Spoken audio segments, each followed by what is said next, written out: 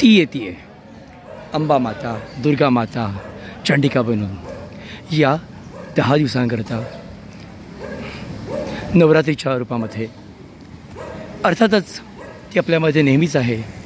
आपल्या घरामध्ये एक स्त्री शक्ती म्हणून आईच्या, बहिणीच्या, मुलीच्या रूपामध्ये, पत्नीच्या, आजीच्या आणि आत्तेच्या आणि मावशीच्या रूपामध्ये भूतलावरती तिचा हा जो प्रेझेन्स आहे तो महत्त्वाचा आहे.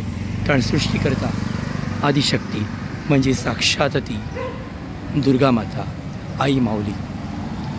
आईला बोलवलं आहे आणि तिला यायचं आहे आता इथं आपल्यामध्ये 9 दिवस 9 रात्र राहण्याकरता.